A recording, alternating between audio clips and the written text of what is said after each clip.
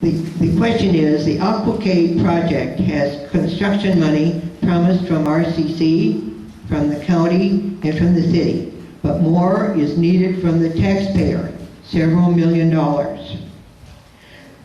Question to the candidate, do you intend to actively help raise the $3 million that is still needed? What do you think the chances of funding effort being successful in reaching that amount in this economy?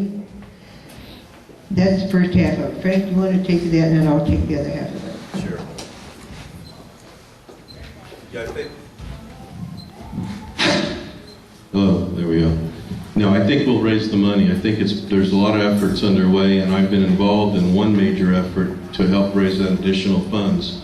If you folks remember, the county recently sold the Regency Tower building, or Moshe Salagi sold the Regency Tower to the county of Riverside for the new district attorney's office. And if you read and followed the story, I threw a fit because there was some concessions made on parking that the city gave the developer as an incentive to build this Class A office space.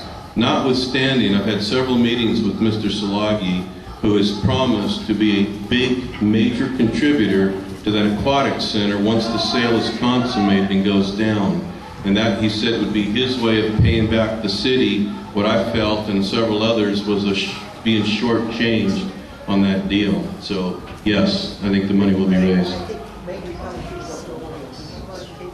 Pardon me? Explain what the Aquatic project is. It's going to be a regional aquatic center that we can hold national events for swim teams, swim meets.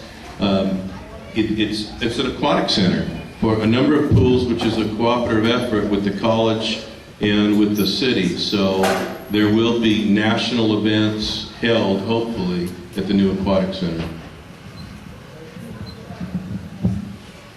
It's kind of interesting to see that going on. The aquatic center is pretty awesome. I enjoy jumping off a lot of stuff that's heights, and I've done many things. One of the interesting things is it's got a 10-meter platform, just like the Olympics. So we'll be able to hopefully train some of our flourishing Olympic athletes and go forward with that. So it has the Olympic seating and bleacher seating for 800 people. So we can have a lot of events there and draw a lot of people in. We can make bring a lot of money into the city of Riverside and shopping and so forth. They're going to have places to stay when we have these events and so forth. It's got great electronic scoreboards that, and the center can be used all year round. So it's a little more background on that as well. Now, how will you pay for that? One of the things I always advocate is that there are a lot of businesses out here that we'd love to sponsor type events like that, either naming rights or whatever the case might be, even though it is a city college. We need to reach out to the business community and ask for sponsorships rather than looking towards the city. I think that if they can separate themselves from city funding and look for that, you're going to find, including potentially my own company, looking at that for great advertising opportunities. And it's always fun to be a part of those things, as my company quite often sponsors many things here throughout the city for as many years as we've been in business. I believe that if we can use this and open it to the public for lessons, that'll draw in money. You can charge for swimming there, you know, $5, $10, whatever it might be, and you can raise the funds. As the fundraiser for our league, it's pretty easy for us to raise $31,000 in a day. I think we can raise $3 million rather quickly as a city if we actually put it out there and really take some of these fundraising folks that we have in the city and get them on board. It should be fairly simple without having to reach into the city coffers and pull out the money, and then therefore we have that separation from the city itself. And it's kind of enjoyable when you have that and you're able to do it without the city itself.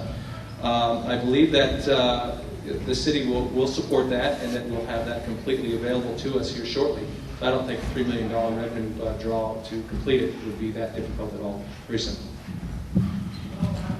Thank you. There's another part of this question, and I really split them, but they're pretty much in the same vein. There will be other requests of taxpayers to help pay for Renaissance costs.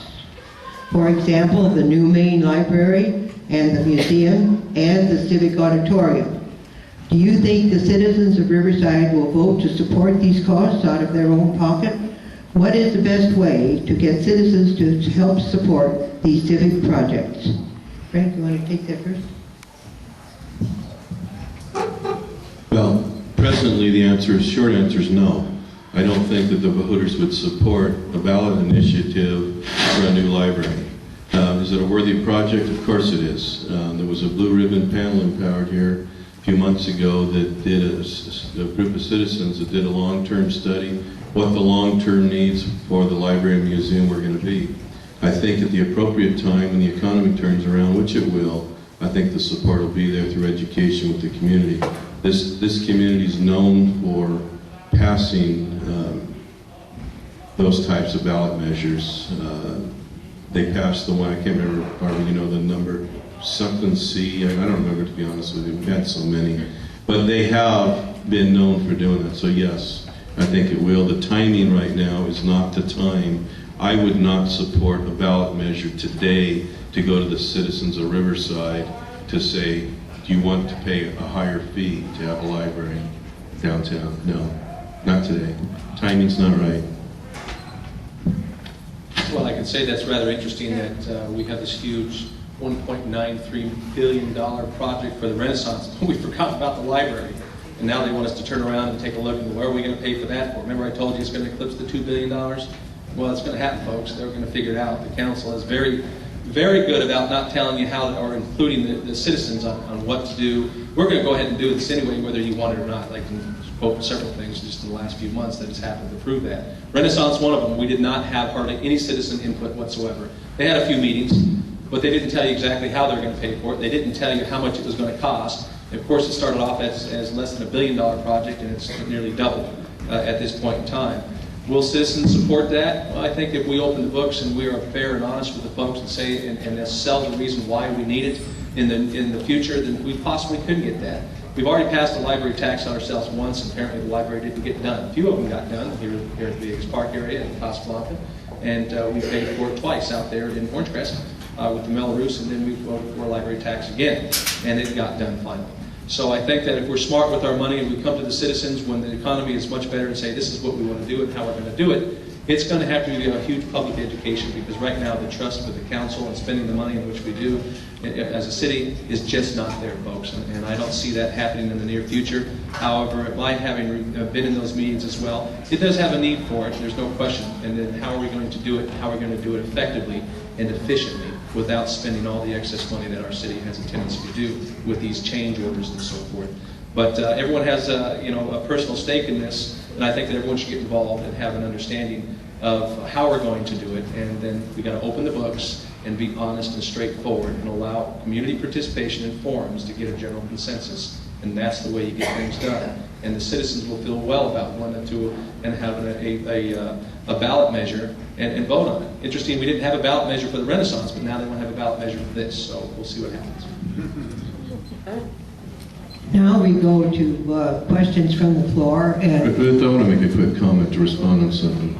Because the comments that Mr. Davis just made basically said we should have never built Orange Terrace Park and the library and the community center, because we invested $28 million of Renaissance money to complete those facilities. Absent the Renaissance project, that community center, that library, those additional ball fields, the gymnasium would have not been built. $28 million just to Orange Terrace Community Park. The issue on the library and the museum funding, when the Renaissance was first born 2.5 years ago, before this economic meltdown, whatever you want to call it, the city had anticipated a portion of it being paid through excess surplus land sales. For example, the Palisade Ranch, several hundred acres of land. But with the economy tanking, we don't think this is the time, nor there's a buyer to buy excess land, and we're better off to keep that surplus land until the market turns around. So that's the component of the Renaissance that will probably take a little bit longer than was anticipated, because we're not going to sell surplus land in this depressed market. Tonight isn't a challenge right now to the city council and this councilman. Take it to the citizens, let's vote on it. The remainder of what's not been projected for the completed, then let's take it to the citizens on a special referendum vote. Let's see if they actually want to approve how much taxes they're paying their citizens or their utilities going up. Because it's out there. Already had.